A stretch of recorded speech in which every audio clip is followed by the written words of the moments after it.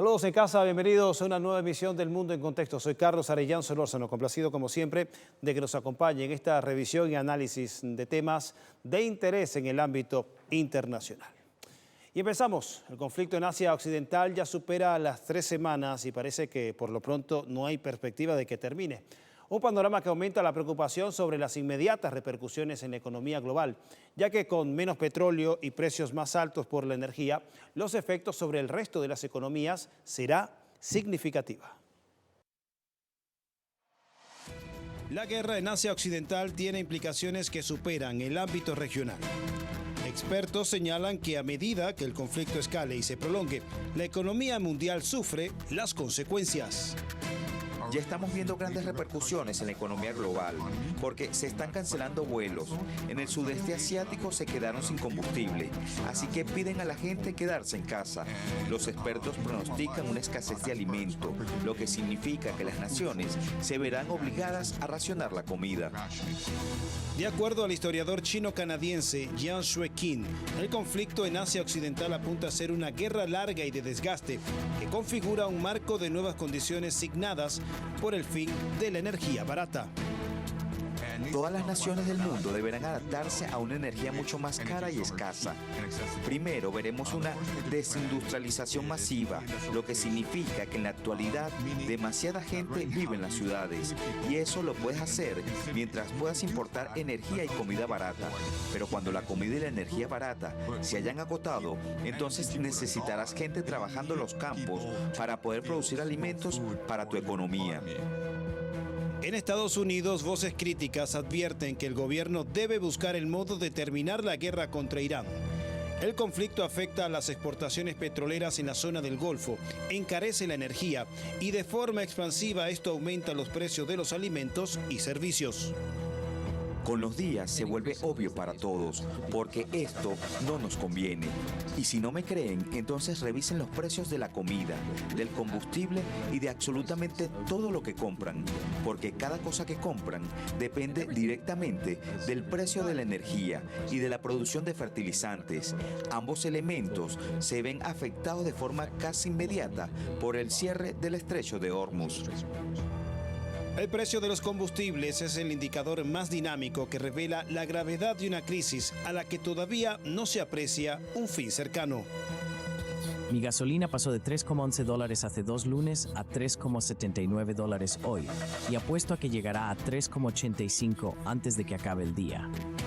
Recuerdo que la última vez que pasé por algo así, entraba y veía cómo la gasolinera cambiaba el precio a lo largo del día, porque así es como funciona. El paso restringido de la exportación petrolera y de gas por el estrecho de Hormuz impacta el 20% de la producción global de petróleo y al mismo tiempo pudiera transformar el mundo financiero, transfiriendo el pago del crudo en yuanes, socavando así la ventaja del dólar en la economía mundial.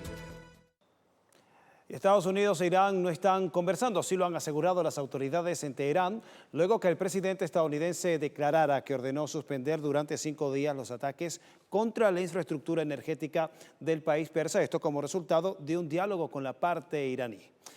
La Cancillería de Irán desmintió cualquier tipo de diálogo con Washington en el contexto de la guerra en Asia Occidental. Desde Teherán plantean que el anuncio de la tregua es una maniobra de la Casa Blanca para reducir los precios al alza del petróleo y ganar tiempo para implementar sus planes militares.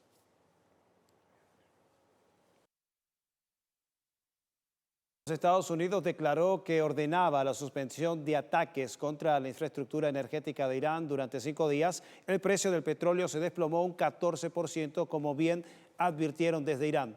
El marcador del crudo Brent, referencia en Europa, pasó de 114 a $100 y el West Texas se cotizó por debajo de los $90.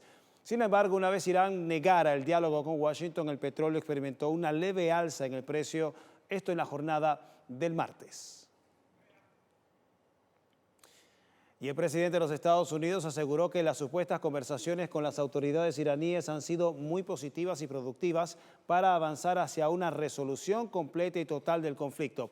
Desde Israel, el gobierno de Benjamín Netanyahu también confirmó los supuestos pasos de conversaciones con dirigentes iraníes. Sin embargo, la prensa internacional se ha preguntado con cuáles autoridades iraníes dialoga Washington, ya que antes han asegurado que todos han muerto y que no se sabe quiénes están a cargo del país persa. Y a pesar de la tregua declarada por Washington, desde Irán denuncian que se registraron ataques contra su infraestructura energética en las ciudades de Isfahán y Khorramshahr, afectando la tubería de gas que suministra combustible a la central eléctrica. El alto mando del Cuerpo de Guardianes de la Revolución Islámica han advertido de duras consecuencias si se atacan instalaciones vitales iraníes y aseguran además que sus capacidades defensivas aún no se han desplegado en su totalidad. Y el inmenso drama humanitario de los palestinos en Gaza continúa en medio de esta nueva escalada bélica entre Israel y el occidente en contra de Irán. La situación de los que sobreviven en territorio gazatí todavía es desafortunada, ya que no tienen viviendas, servicios sanitarios inexistentes y apenas pueden comer y tomar algo de agua potable. A pesar de este cuadro impensado en el siglo XXI, el mundo ve pero no actúa, y los que deciden decir y hacer algo son acosados y perseguidos por apoyar a las víctimas y denunciar a los genocidas. Más del 90% de la población de Gaza son desplazados. Sobreviven en campamentos precarios, con acceso limitado a alimentos y agua potable. El periodista español Antonio García Watson señala que la continua ofensiva israelí obliga a los palestinos a moverse con frecuencia sobre el territorio para escapar de un entorno transformado en un infierno. La situación en este momento es catastrófica para no solamente 1.9 millones de habitantes en la Franja de Gaza. Estamos hablando del total de habitantes. 2.3 millones están siendo desplazados continuamente de una zona de supuesto ambaje militar y restrictivo a zonas seguras que se convierten en trampas mortales para la población civil gazatí. Esta situación catastrófica sucede ante la inacción mortal de organismos internacionales y, como si no fuera poco, se suma la indiferencia de los gobiernos occidentales, aliados de Israel. No existe una voluntad política por parte ni de Europa ni de la ONU de poner un coto a una situación que es tal vez la peor situación humanitaria desde la Segunda Guerra Mundial. En Gaza la mayoría de la población está expuesta a la hambruna. Hombres, mujeres y niños hacen filas interminables para poder conseguir algo de comida. Para el periodista español y experto en temas de Asia Occidental, Daniel Lobato, la escasez de alimentos en Gaza es el resultado de una estrategia deliberada de Israel para forzar la ocupación del territorio gazatí.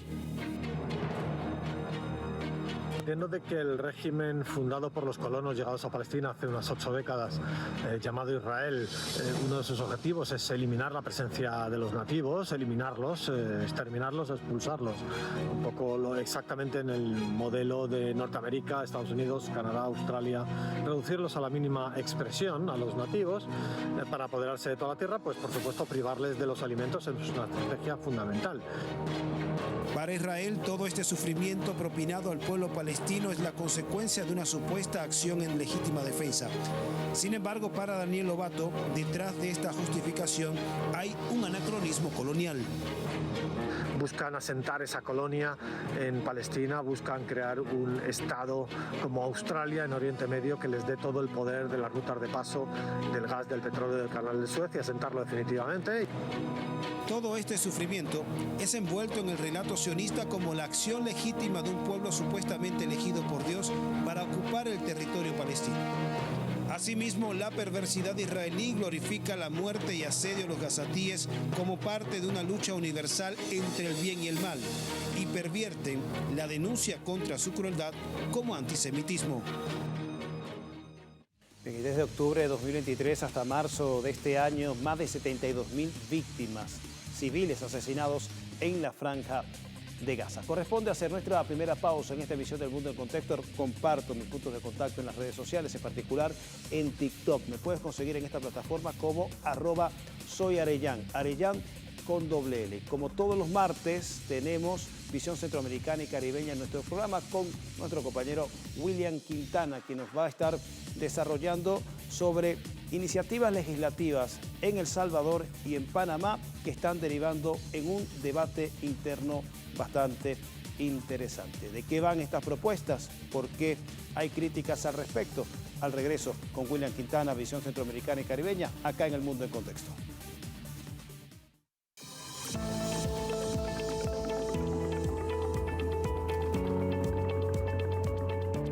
Bien, estamos de vuelta con más del Mundo en Contexto y como ya lo anunciaba antes de ir a la pausa, es martes de Visión Centroamericana y Caribeña con nuestro compañero William Quintana, que nos va a estar profundizando sobre dos iniciativas legislativas en El Salvador y en Panamá, y en particular en este último país, una iniciativa legislativa que, de acuerdo al debate interno, estaría diseñada para limitar la protesta social en ese país. Muy buenas noches. Buenas noches, Carlos, para ti y también para toda la audiencia que a esta hora sintoniza nuestro Mundo en Contexto. Momento de colocar el enfoque en la visión centroamericana y caribeña. Y justamente comenzamos en Panamá para destacar que el pasado 24 de febrero de este año, el presidente de Panamá, José Raúl Mulino, propuso un proyecto de ley que establece penas hasta 6 años por ocultar el rostro con máscaras en manifestaciones. Una iniciativa parlamentaria autorizada mediante la resolución de gabinete número 7 que vislumbra la adicción del artículo 169 al Código Penal. Esto para regular las protestas ciudadanas. Ahora, la gran interrogante, ¿cuál será el alcance real de la norma? Revisamos qué pasa en el Poder Legislativo de Panamá a continuación. La ministra de Gobierno, Dinosca Montalvo, presentó ante el Pleno de la Asamblea Nacional el proyecto de ley que propone fijar penas de hasta 6 años de cárcel a quienes utilicen máscaras durante protestas. Asegura que la propuesta busca proteger a las personas que se manifiestan pacíficamente. O la exposición de motivos de esta ley es precisamente evitar que personas que de alguna u otra manera tratan de interrumpir una protesta que es pacífica entren a estas protestas, a estas manifestaciones, generen situaciones más allá y traten o ataquen precisamente a las personas que se están manifestando, haciendo valer sus derechos en un momento determinado. Desde el ámbito legislativo, el debate se anticipa intenso, pues la iniciativa deberá ser analizada en comisiones donde evalúan sus alcances técnicos y legales y posteriormente en el Pleno de la Asamblea Nacional, donde podrían presentarse modificaciones, ajustes o propuestas alternativas. Generalmente las personas que protestan, y lo manifiesto de esta manera, no se ocultan. Para defender sus derechos, las personas van de frente, participan en sus protestas, se activan y muchas veces las personas que han estado ejerciendo su derecho en un momento determinado son las que terminan enfrentando un proceso por un señalamiento en un momento determinado, en una situación específica. A mí me ha pasado. Yo he tenido que estar viendo esta situación en los territorios indígenas, personas que cuando salen a defender sus derechos lo hacen sin máscaras, lo hacen poniendo su rostro y lo hacen con toda la dignidad de quien defiende en un momento determinado lo que considera que es justo. De ser aprobada por el Pleno Legislativo, la norma establecerá sanciones penales específicas para quienes oculten su identidad con el fin de alterar el orden público. El proyecto también abre un debate sobre el equilibrio entre seguridad y libertades civiles, un tema recurrente en la región ante el aumento de protestas sociales y tensiones políticas. Esta iniciativa la traemos a su consideración para que la valoren, que se le permita que pase un debate y que las personas que en un momento dado quieren hacer valer sus derechos cuando no son escuchados, se les permita de alguna manera tener una defensa ante cualquier acto que busque atacarlo. Esta ley, señores diputados, protege. Esta ley defiende al que está participando en una manifestación y evita que personas que quieren de alguna manera desvirtuar una lucha real al final terminen consiguiendo sus objetivos. Algunos sectores consideran que la iniciativa podría estar relacionada con la posibilidad de nuevas protestas ante decisiones futuras del Ejecutivo, entre ellas la eventual reactivación del proyecto minero, restricción a la libertad de expresión y el derecho a la protesta pacífica y medidas económicas. Y como decíamos en el reporte, la propuesta de reforma ha causado un debate en los sectores políticos panameños. Aunque algunos señalan que es válido regular las manifestaciones, otros cuestionan la reforma del Código Penal al considerarla un peligro para la libertad de expresión. Tras las presiones de organizaciones civiles y partidos de oposición, el gobierno panameño reiteró a la Asamblea Nacional la iniciativa que modificaba el Código Penal para penalizar a quienes portan máscaras o capuchas en manifestaciones. Diversos diputados expresaron su preocupación por la falta de claridad del contenido expuesto por la ministra de Gobierno, Dinosca Montalvo. Creo que hay un desenfoque por parte del Ejecutivo en el tipo de políticas públicas que el país está necesitando. El país necesita políticas públicas de lucha contra la corrupción, generación de empleo, agua, entre otras. Y también esto parece como una medida de impedimento para el pueblo para que salga a protestar frente a temas nacionales que están pendientes, como la mina, bioetanol y también el tema de la reforma educativa, entre otros. La decisión del Ejecutivo de presentar esta iniciativa de ley muy contradictoria a lo que nosotros propusimos de acá desde la Asamblea, que busca precisamente esa regulación del uso de agentes químicos y gases lacrimógenos para el tema de control de multitudes en manifestaciones. Todo esto producto de todos los acontecimientos que se dieron en la provincia de Boca del Toro y en otras partes del país en la que se denunciaban violaciones a los derechos humanos. Lo que nosotros buscamos con nuestra iniciativa es precisamente... El Ejecutivo panameño aseguró que la retirada de la propuesta permitirá realizar ajustes antes de que sea presentada nuevamente para su discusión en el órgano legislativo. Esto luego de un amplio debate para aclarar puntos conflictivos. Para el abogado panameño Hugo Real, la medida retoma las ideas de criminalización de las protestas en el año 2010 sobre el abuso al derecho de reunión, lo cual fue descartado por lo constitucional en el año 2016. La Corte en aquel momento desarrolló una línea específicamente sobre el artículo 38 de la Constitución que regula la libertad de reunión, ese derecho que tenemos todos los panameños de reunirnos para manifestarnos de forma pacífica. Entonces hay unas manifestaciones pacíficas que cierran las calles y en aquella época la Corte, como en la mitad del fallo, comenzó a a interpretar el alcance del artículo 38 de la Constitución. Todos tenemos derecho de reunirnos pacíficamente, con un fin lícito. De momento dejamos Panamá y nos corresponde ubicarnos en otra nación, centroamericana. A pocos días de que se cumplan 4 años del régimen de excepción y bajo el argumento de combatir la criminalidad en El Salvador, el gobierno de Nayib Bukele impulsa una reforma constitucional que busca endurecer las penas carcelarias. Organizaciones de derechos humanos cuestionan dicha reforma, pues señalan que vulnera la Constitución al imponer el régimen de cadena perpetua. Los detalles a continuación. Sin debate previo, con 59 votos a favor y 1 en contra, la Asamblea Legislativa de El Salvador aprobó el pasado 16 de marzo la reforma constitucional que endurece las penas de prisión. La normativa surge en un contexto donde el país opera bajo un régimen de excepción prolongado desde 2022.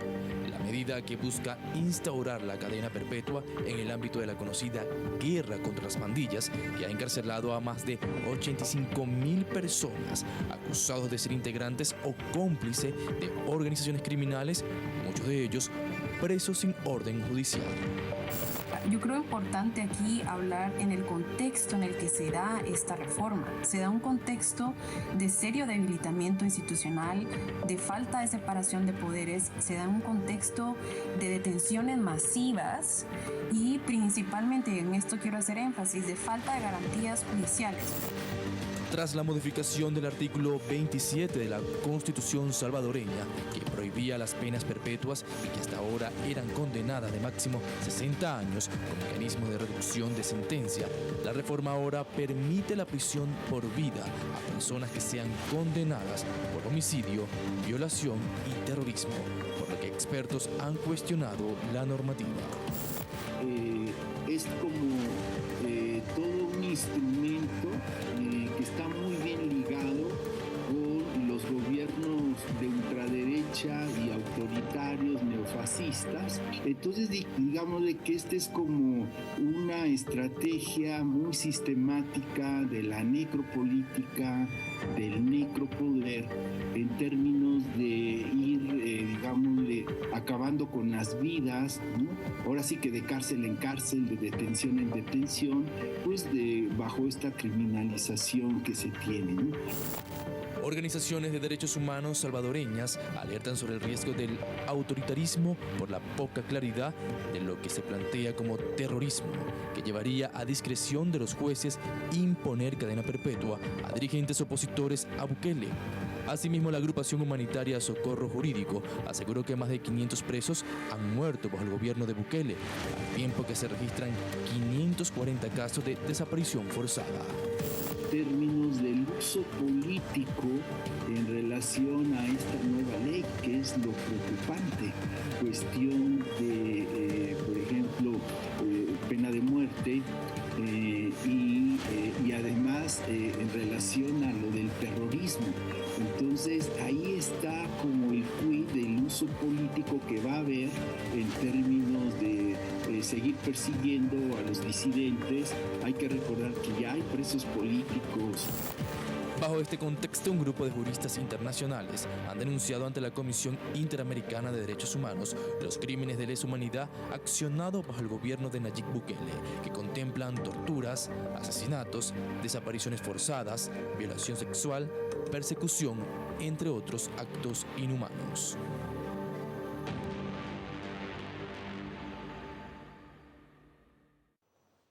De esta manera corresponde finalizar la visión centroamericana y caribeña. Muy atento a lo que pueda ocurrir en los próximos días, pues la Asamblea Nacional de Panamá plantea un proyecto de ley que establece penas de hasta 6 años por ocultar el rostro con máscaras en manifestaciones.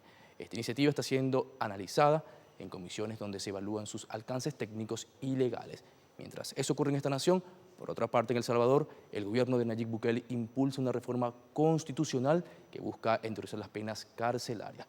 Así está el panorama en la región centroamericana y caribeña para esta edición. Carlos, volvemos contigo. Muchas gracias, William. Bueno, ese enfoque en la seguridad del gobierno de El Salvador se parece mucho a lo que también se está registrando en la Argentina, en donde se quiere reeditar la cadena perpetua. De esta forma, completamos este segundo segmento del Mundo en Contexto y también de Visión Centroamericana y Caribeña. Repaso mis puntos de contacto en las redes sociales, en esta oportunidad de Instagram. En Instagram me puedes conseguir como @soycarlosarellán. Tiene la dirección acá abajo en pantalla. No se aparte que en minutos estamos de vuelta.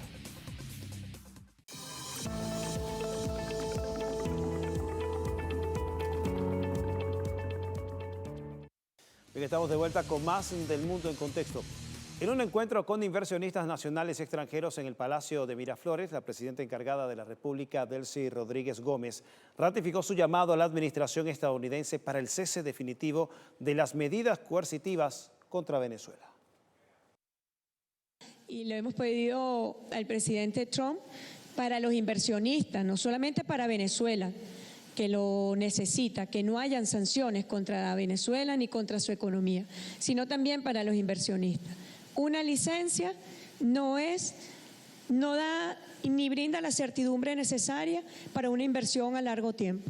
Eso lo puede hablar claramente Chevron con su experiencia, ¿no?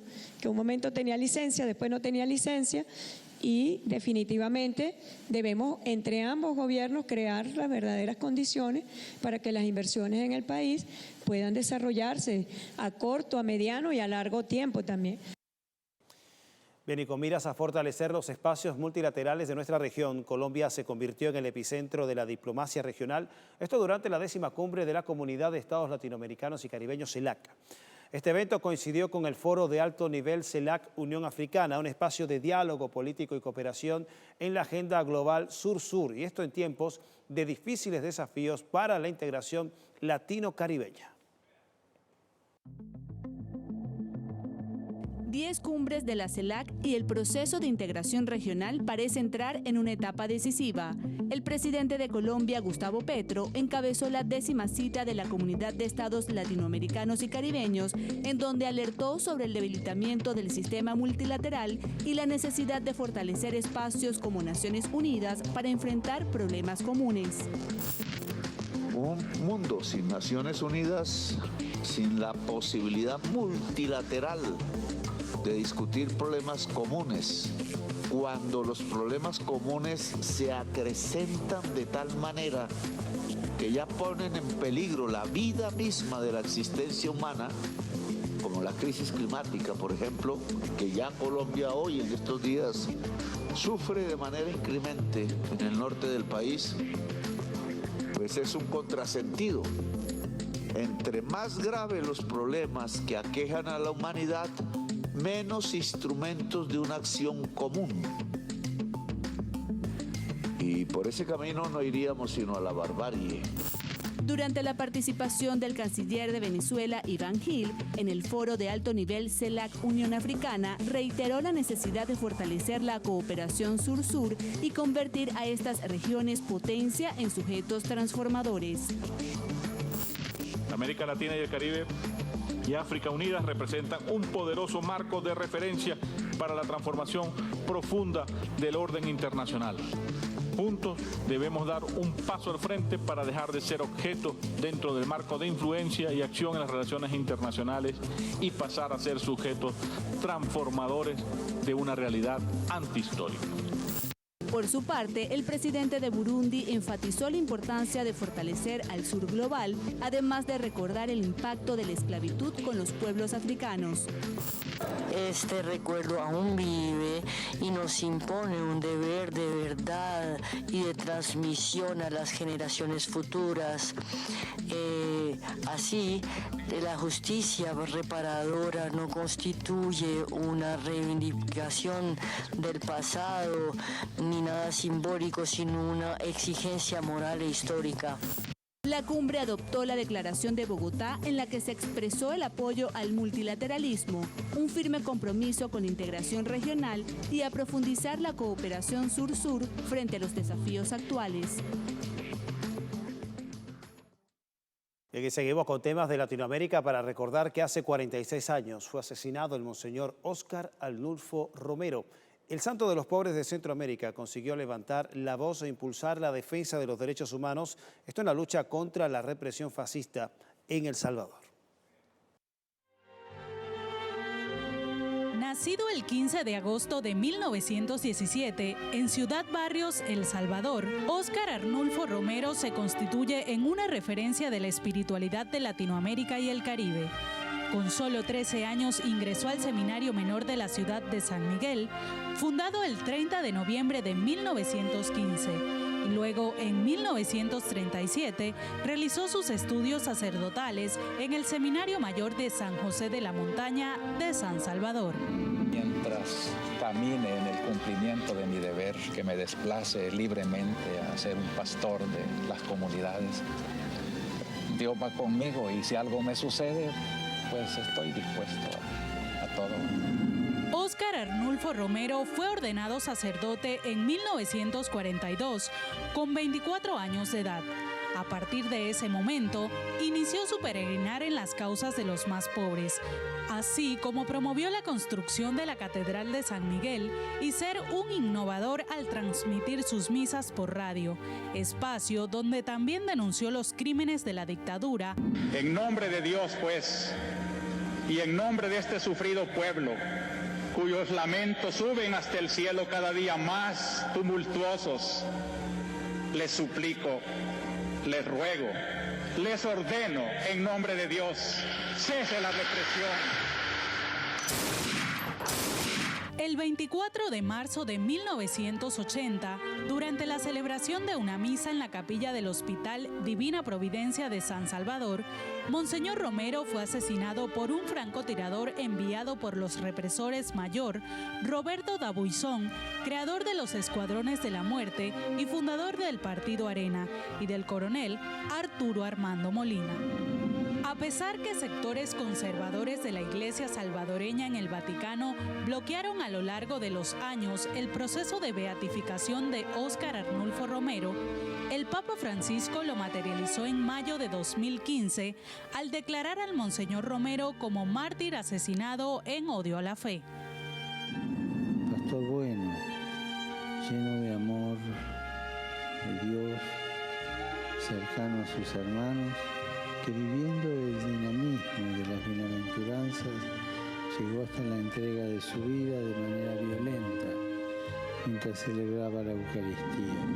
Fue el 14 de octubre en la Plaza de San Pedro en el Vaticano, cuando el Papa Francisco elevó a los altares al primer santo salvadoreño, San Romero de los Pobres de América Latina, inspiración para las luchas sociales de los pueblos más humildes y oprimidos del continente.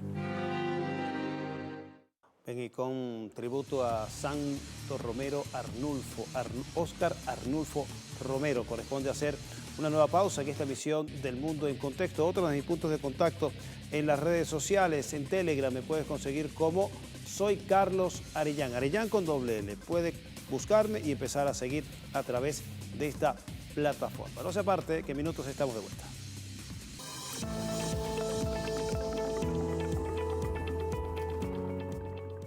Estamos de vuelta con más del Mundo en Contexto por la pantalla de Venezolana de Televisión, el canal de Venezuela Toda. Bien, y en Chile, el recién instalado gobierno de José Antonio Kast enfrenta la primera protesta tras la decisión del Ejecutivo de dar un alto a más de 40 decretos ambientales en proceso, impulsadas por el anterior gobierno de Gabriel Boric a favor del medio ambiente. Organizaciones sociales señalan que la medida presidencial pone en riesgo el medio ambiente y la biodiversidad chilena. Sin consulta ni previo aviso, la nueva administración de la Casa de la Moneda ordenó retirar 43 decretos ambientales que se encontraban en trámite en la Contraloría chilena. Las órdenes legales impulsadas entre 2023 y 2026 por la administración de Gabriel Boric establecen medidas de estándares de protección ambiental en la nación. El argumento del presidente José Antonio Kast es que dichas ordenanzas fueron retiradas para su revisión y que solo es una práctica rutinaria al inicio de una nueva gestión. Muchos de ellos es importante revisarlos porque pueden tener problemas para avanzar en beneficiar a los chilenos, sobre todo en proyectos que mejoran la economía, generan inversión. ¿Cuántos proyectos de infraestructura están detenidos precisamente por distintos decretos que se han implementado en medio ambiente? Bajo la consigna No a la regresión ambiental y la defensa de la vida, organizaciones ambientales y colectivos se movilizaron en 14 ciudades de la nación chilena en protección del medio ambiente. Estas agrupaciones consideran que la ordenanza es un retroceso en la protección de los ecosistemas, por lo que instan al presidente Kast a evaluar la decisión. Esta situación es crítica, estamos hablando de decretos muy importantes para la normativa ambiental y por lo mismo creemos que no podemos quedarnos callados. Tenemos que decir que no podemos hacer borrón y cuenta nueva de la institucionalidad ambiental que tenemos hoy en día. Tenemos que siempre pensar en el avance de mayor normativa y protección dada la situación de crisis climática y ecológica que vive el mundo, pero por sobre todo nuestro país. Seguiremos luchando. Aquellos grandes que vienen a Chile no podrán estar tranquilos porque estaremos pendientes en el conjunto de todas las organizaciones sociales en preservar nuestro medio ambiente. Chilenos alertan sobre los alcances y el impacto de la decisión del gobierno chileno de dejar desprotegido al medio ambiente. La gobernatura actual ha sido constantemente y planificadora a la hora de quitar los derechos medioambientales a favor de un progreso que no es real, porque no importa al final el día de mañana cuántas industrias creemos, si es que el dinero no se va a comer el día de mañana cuando ya no tengamos nada que nos proteja. Sin ecosistemas sustentables no hay posibilidad de una vida justa para todos. El retiro de estos decretos afecta normativas en torno a planes de conservación para especies en peligro de extinción, símbolo nativo de la diversidad de Chile, como la ranita de Darwin y la declaración del pingüino de Humboldt. Al tiempo, afecta regulaciones de emisiones y planes de descontaminación atmosférica. Según la Organización de las Naciones Unidas, Chile es uno de los países más vulnerables al cambio climático a nivel mundial, por su posición geográfica cerca del Polo Sur. Y ante la crisis climática que amenaza la biodiversidad en la región, Brasil dio inicio a la conferencia de las partes de la Convención sobre Especies Migratorias, la COP15. Esta jornada ecológica busca la protección de animales como aves, peces y mamíferos que año tras año cruzan las fronteras y están en peligro de extinción, escenario que demanda acciones conjuntas entre las naciones para su supervivencia. Más de 130 países se dieron cita en Campo Grande, Brasil, para participar en la 15ª Conferencia de las Partes de la Convención sobre Especies Migratorias. El evento global se realiza del 23 al 29 de marzo de este año y en este contexto el presidente de Brasil, Luiz Inácio Lula da Silva, expresó la necesidad de fortalecer la cooperación internacional para proteger los ecosistemas compartidos, en particular el Pantanal, el mayor humedal tropical del mundo que Brasil comparte con Paraguay y Bolivia. La jornada ecológica busca recursos financieros, proteger corredores ecológicos, evaluar la inclusión de 42 nuevas especies y combatir amenazas como la pérdida de hábitat de más de 900 especies de aves migratorias.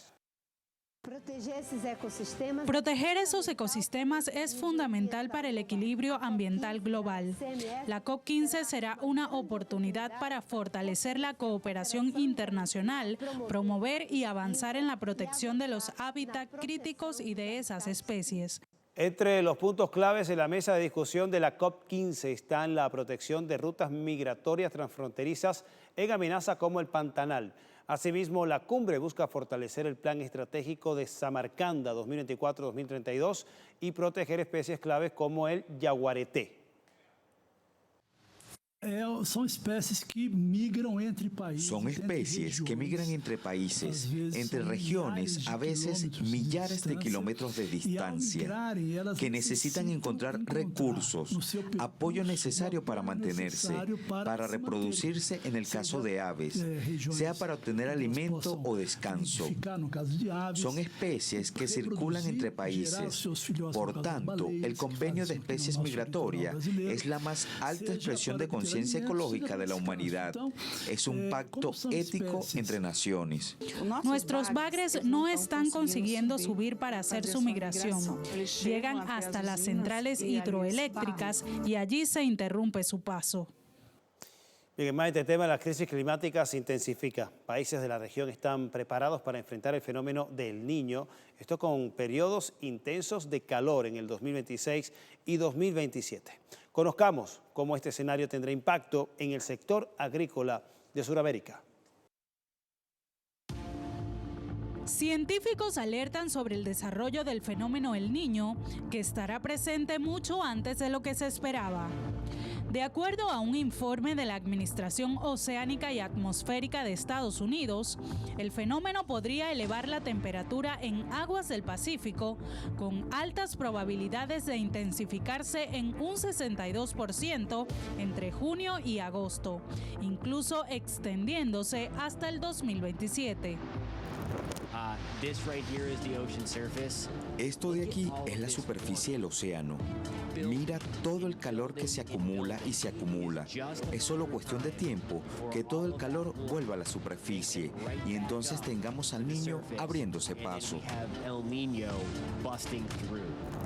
El fenómeno El Niño se caracteriza por el calentamiento inusual de las aguas en la región central del Océano Pacífico Ecuatorial, acompañado de cambios en los vientos. Según expertos, el evento climático podría generar temperaturas récord a nivel de la región de Sudamérica, con calor extremo y alteraciones drásticas en el régimen de lluvias. En Perú y Ecuador podría generar intensas precipitaciones, provocando inundaciones, mientras que en áreas del norte de Sudamérica y Centroamérica pueden causar sequías severas. Los modelos del clima es que estamos llegando a una situación neutra viniendo de la Niña.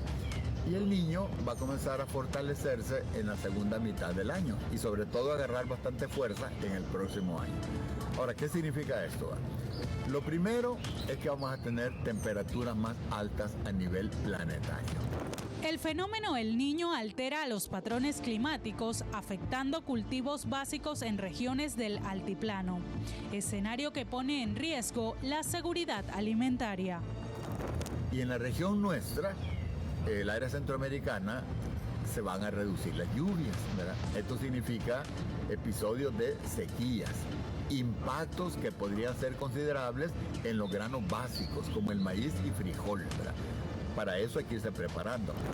Según expertos, la interacción del fenómeno El Niño con el cambio climático actual podría generar condiciones climáticas extremas sin precedentes, con un impacto global con temperaturas récord, con riesgos de sequías en algunas regiones e inundaciones en otras en el 2026 y 2027. Bien, con este tema corresponde hacer una nueva pausa en esta emisión del Mundo en Contexto. No se aparte, que en minutos estamos de vuelta con más de nuestro programa por acá, por Venezolana de Televisión, el canal de Venezuela Toda.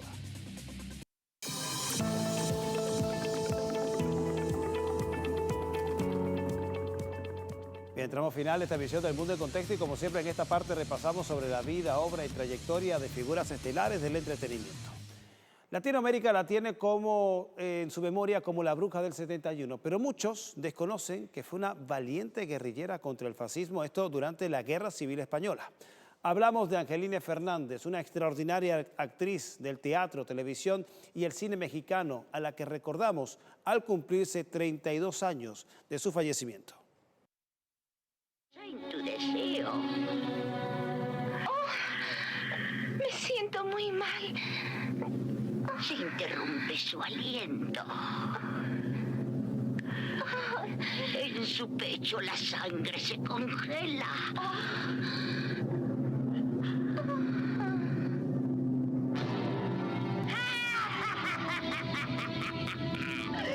Yo soy ahora la más hermosa del reino.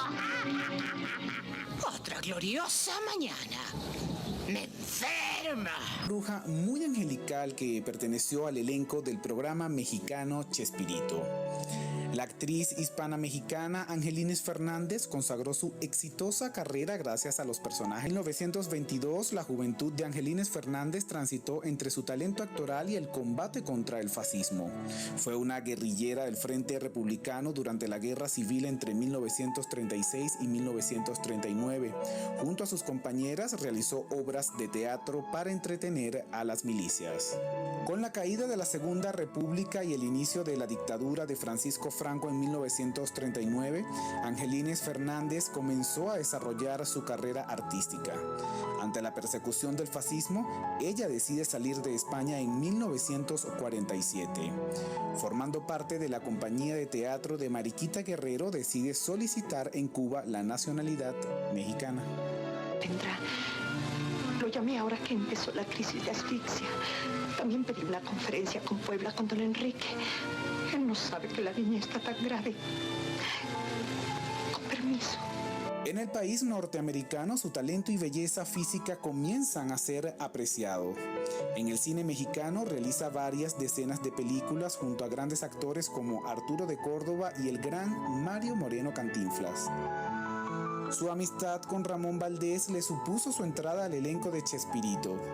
Angelines Fernández venía de trabajar en roles dramáticos en telenovelas, pero ella insistía en trabajar en la comicidad. Su picardía y estilo hizo una gran llave junto a su gran amigo Don Ramón, donde prácticamente 94 a causa de un cáncer pulmonar.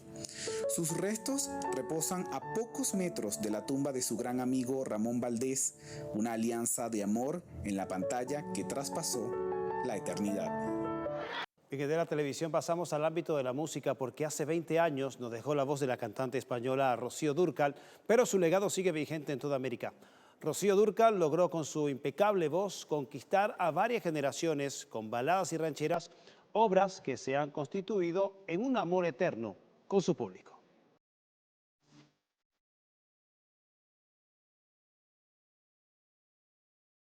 Muy difícilmente se puede encontrar a alguien que no haya crecido escuchando a Rocío Dúrcal y a esta canción.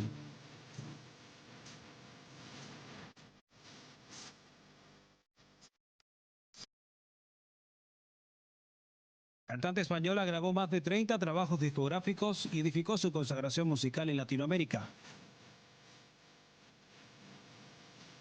Su relación artística con Juan Gabriel fue decisiva, con quien grabó 11 discos y uno de ellos el más vendido durante su carrera. Fue un placer conocerte.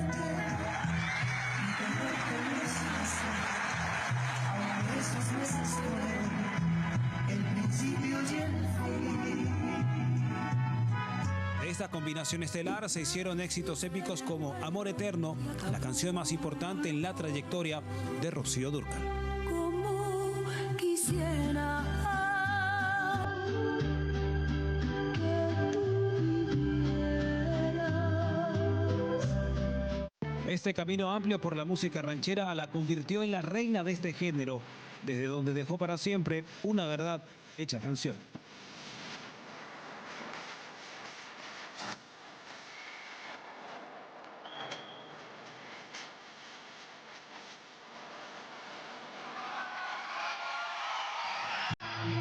Otro éxito que marcó su carrera musical y con la que hizo un receso después de 4 años de grabar canciones mexicanas fue La Gata Bajo la Lluvia, tema con el que volvió a la balada por la puerta grande.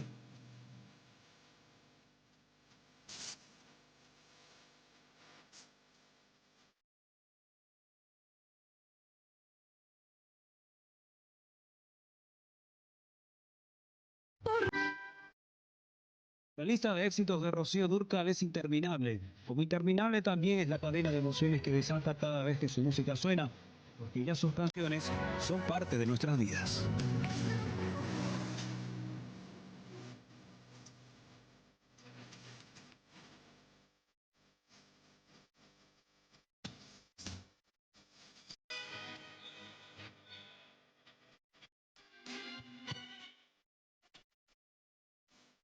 Bien, y con este recorrido emocionante por la música de Rocío Dúrcal, llegamos al final de esta emisión del Mundo en Contexto, como siempre agradeciendo el privilegio de su amable sintonía.